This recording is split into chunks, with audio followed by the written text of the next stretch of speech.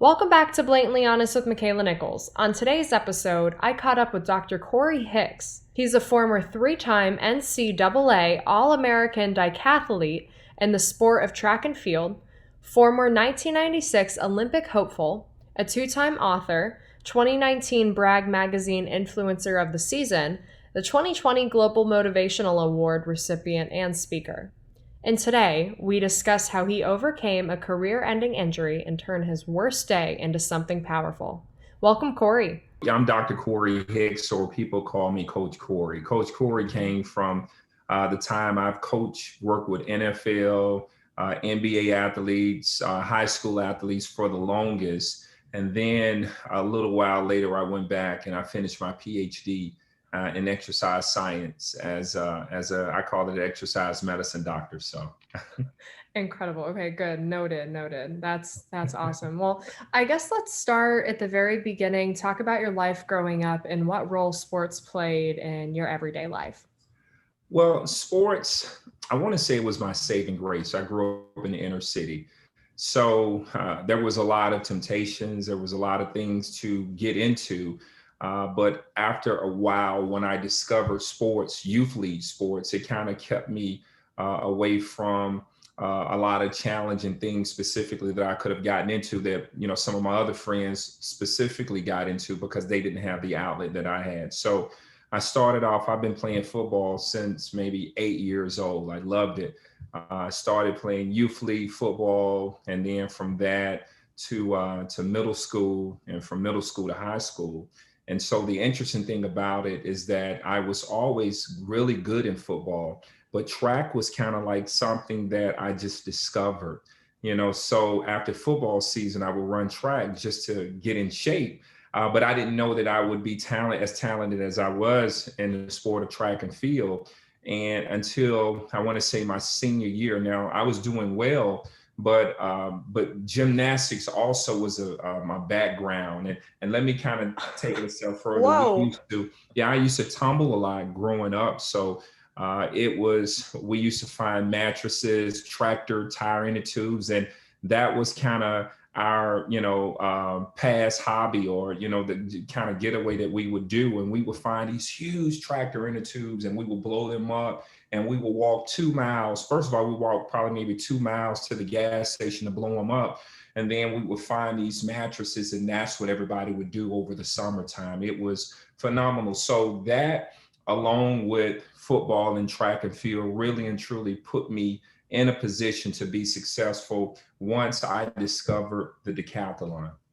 And it was interesting. My senior year of high school was the first year that they ever implemented the decathlon. And just to clarify for people who don't necessarily know what the decathlon is, it's 10 events. So it's the first day, it's 100, the long jump, high jump, 400-meter dash. I'm sorry, hold on, let me go back. It's 100, long jump, shot put, high jump, then 400-meter dash. Then the second day is the 110 hurdles, the discus, javelin, pole vault, and the 1500. So it's pretty much 8 hours a day, 30 minutes. I want to say maybe 30 minutes to an hour in between each event. It could be, 110 degrees, 150. I've been on the track competing, and it was 120 degrees.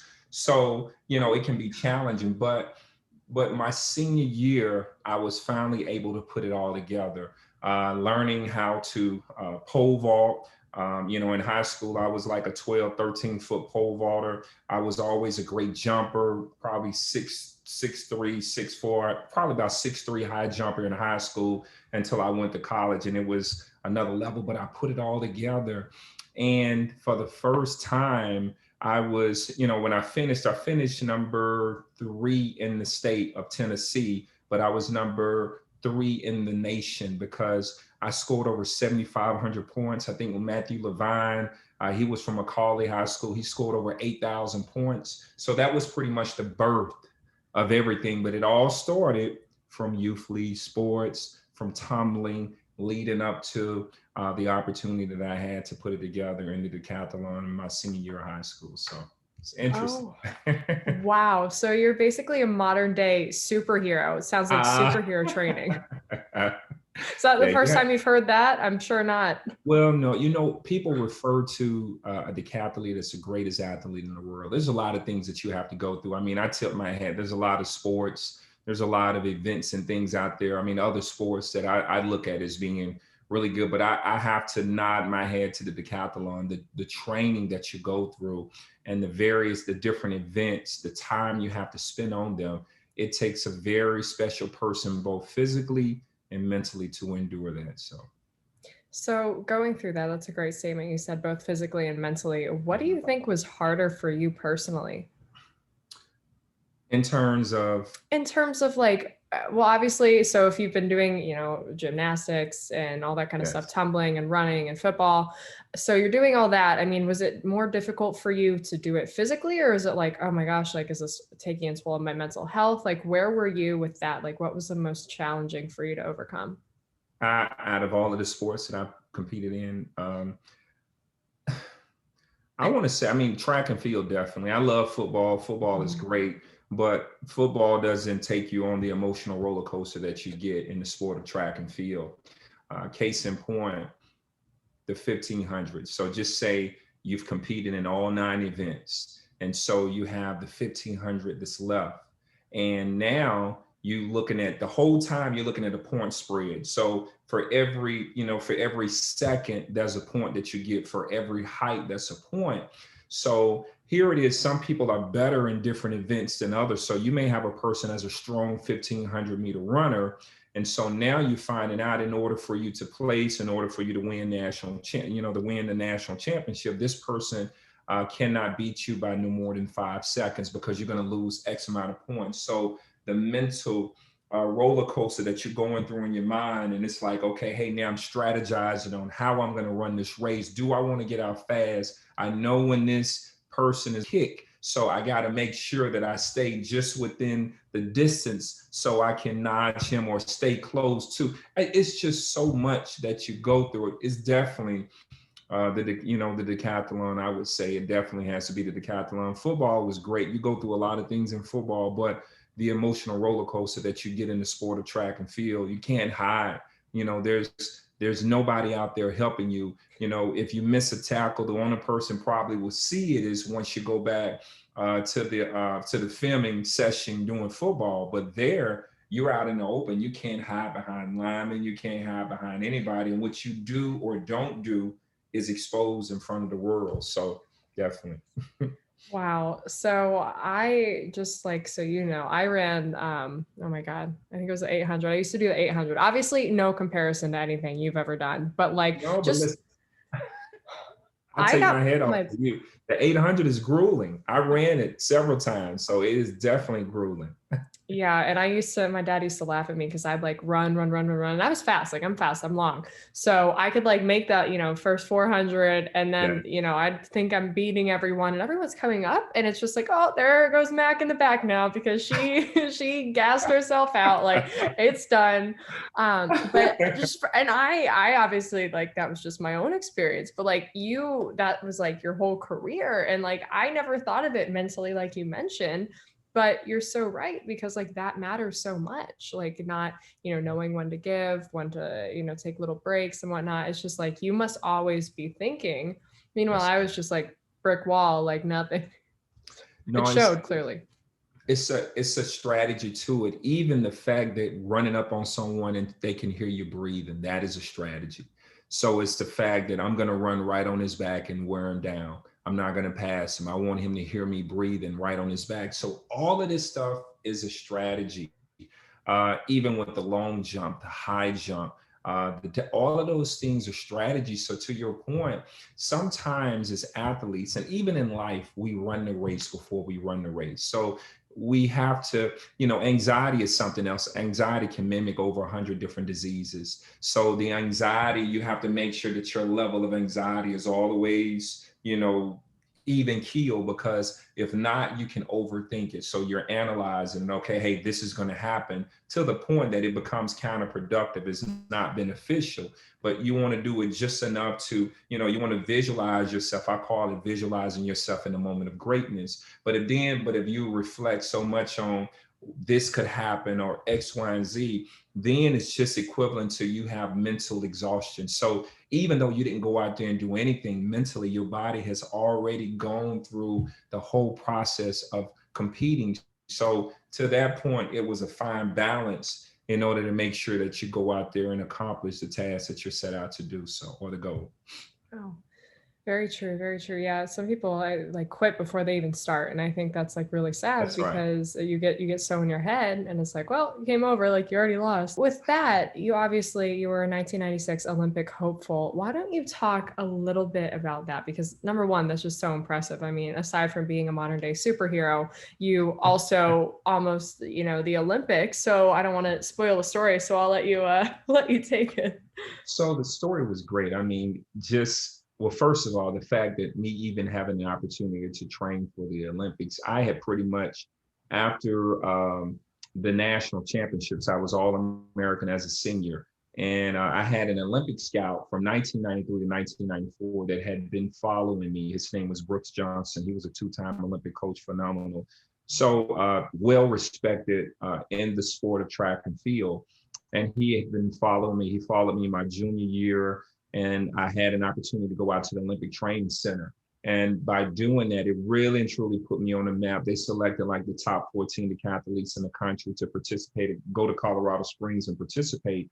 So there, I really and truly blew the Visa Gold Team coaches away, to the point that they offered me, two of them offered me a full ride scholarship, one to Nebraska and one to Penn State, to finish off my senior year there, because they felt as though that's what I really truly needed if I was going to be serious. So, after talking with my mom and my father wanted me to finish what I started. So I ended up going back and, finishing my degree at Kentucky State University. So I pretty much gave up everything. I said, this is it. At the time, I was married, and I was like, okay, hey, I'm moving to Florida. And I was a school teacher. But lo and behold, the Olympic coach reached out to one of the administrators, who was a good friend of mine at Kentucky State University, and was like, hey, I'm looking for Corey. We need him to come out to California to train for the 96 Olympics. So this is with several other Olympians that were out there, and it was called the Central Coast Track Club.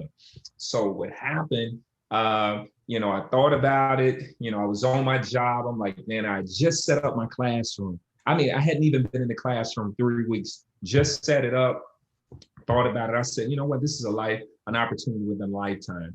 So I had a dear friend, a mentor, Mrs. Bertha Seals, God rest her soul, she's passed away, but she served as my agent. When she found out about it, she's like, Corey, this is something that has to happen. You got to do it. You only live once.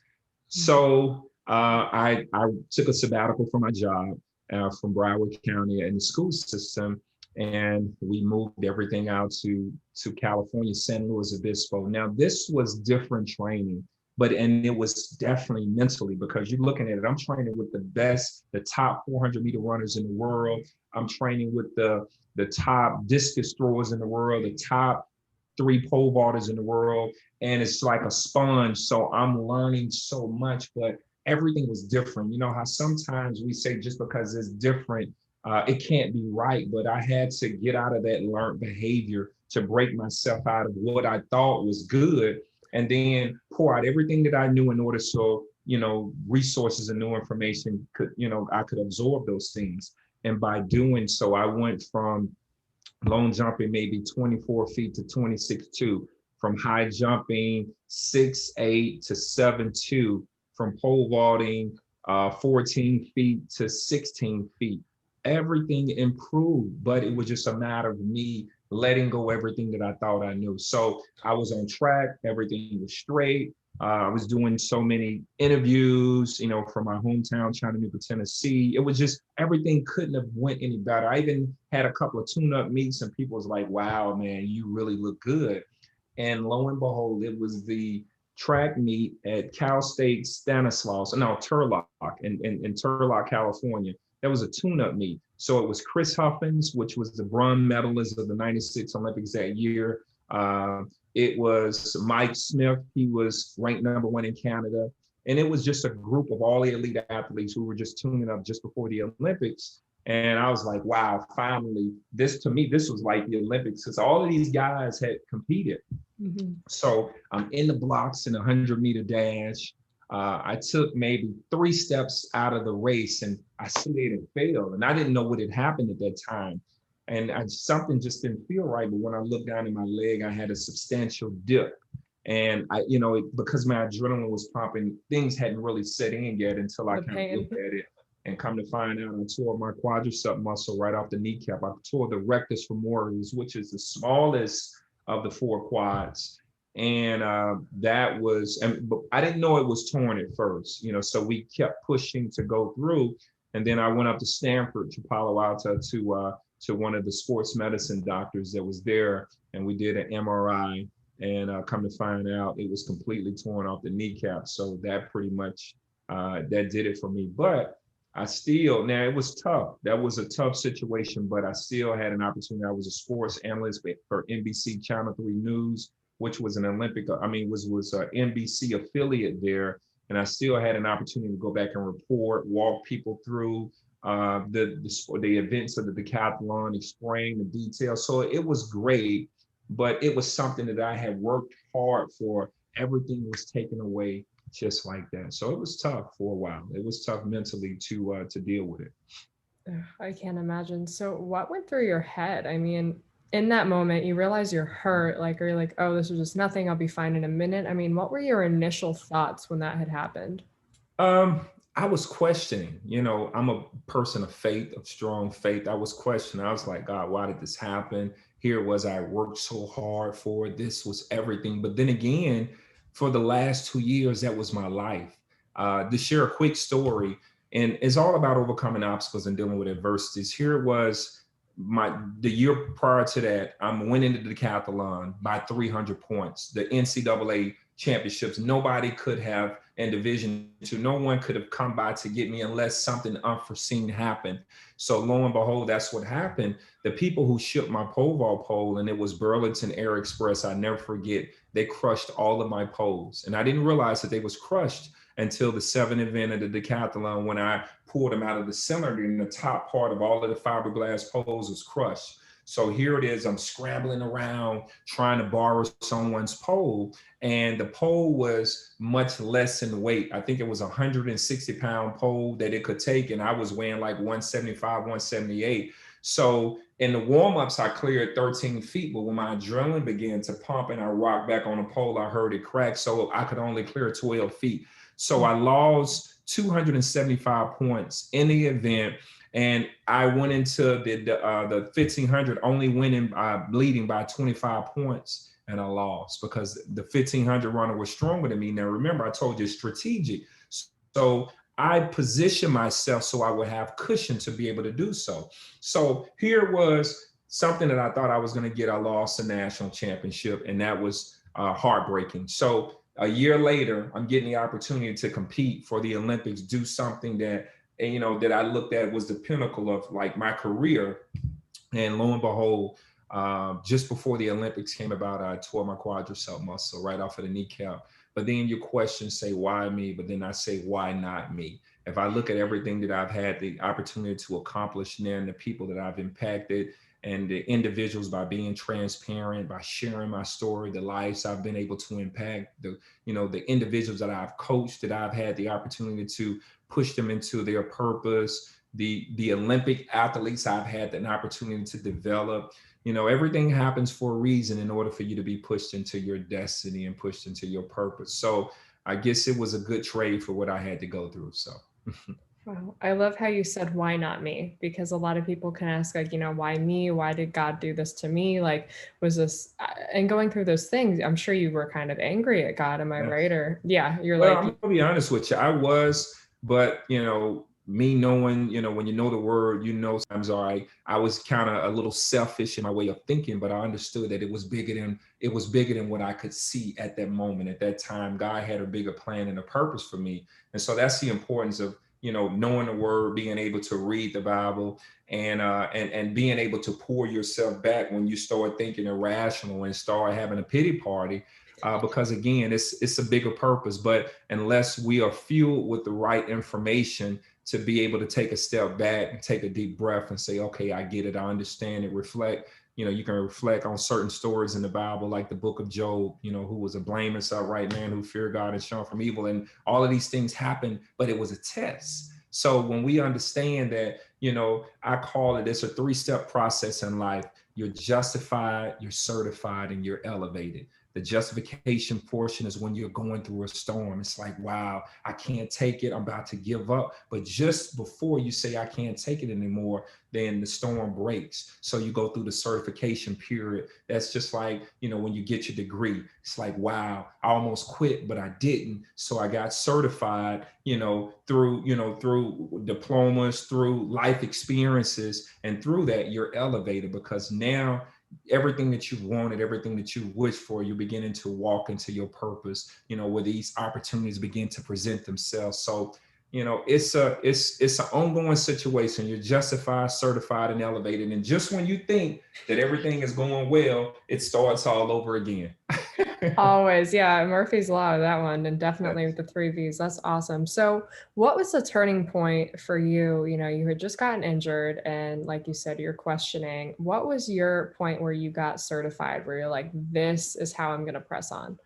I started, I guess I use anger to fuel me because it's like, and that's how it is. It's like, wow, why is it every time I'm getting to this one spot, I'm having a setback? But then you say, why, is it a setback or is it a setup for something great? So sometimes when that's just like being in a holding point, when you're in the airport and there's bad weather. And so, in order to prevent the plane from entering into bad weather, you go into a holding point, until they clear everything, and then you're able to land. And I look at life sometimes as, that's how I had to see it. I said, everything is happening for a reason. Now, I know I'm not the worst person in the world. I know there's some things that I need to work on, but yet and still, I know there's some pruning that has to take place. There's lessons in this pain. There's lessons in the process, because ultimately the place that I'm going, in order for me to sustain myself once I get there, these are the things that I got to go through. These are the key learnings that I'm going to need. So when I get there, I'll be able to recognize these things and they won't get me the same way they get me now. So I had to just look at it that way. I had to take them as lessons, as learned lessons, in order to sustain myself currently now. Like everything that I've gone through, I can say now I wouldn't change a thing, because it certainly has made me into a better and a stronger person. But when you're going through that, that's the last thing you want to hear. It's like, please don't come over there telling me that mess. I do not want to hear it. Yeah, you're like, I don't want to talk about it. I don't want to think about it. Did you end up watching the Olympics that year? Yes, but I watched it that year because I was, I had the opportunity to be a sports analyst. So because of those reasons, I had to watch it. But after that, I didn't really want to watch track and field for a while. I pretty much just, it was off my radar. If it was on, I didn't want to watch it, because every time I watched it, it put me back to what I could have done. It's kind of like, sometimes as athletes, we have to learn how to reinvent ourselves, because you put all of your eggs in one basket and you define yourself as just being this athlete. But there's so many different dimensions. There's so many gifts and talents that we have as athletes, because you got to look at it. First of all, it takes a very special person to go out there and train, to do the things, to apply strategies and tactics, to be elite, to be among the top. So you have to learn how to reinvent yourself as being a professional. So, but it's not until that happens till you feel as though you're lost and you don't have a purpose. But then when you learn that you can take those same skill sets and be successful in corporate America, in everyday life, being an entrepreneur, running your own business, that's when you're able to, stop having a pity party and jump back in the game of life and be impactful. So when you jump back into the game, so to speak, you became an author and a speaker. Between the two, which one gives you more purpose and, excitement to be able to do? I want to say a speaker, because I'm able to connect. The author is just telling the story. It just opens up opportunities for me to share my story, for people to really hear, because the real story is not in the book. The real story is what you hear now. The passion, the sincerity, me being able to share things now that I didn't necessarily share in the book. So, and I have a connection, just to hear, to know that I'm serving as a life changer, that I make a difference, and I'm able to show, although we might not go through the same thing, but I can empathize because I've gone through trials and tribulations. And although it may not be the same, but if I can do it, so can you. So I really and truly love the energy and the connection and being able to help individuals. It blesses me tremendously. So I enjoyed that.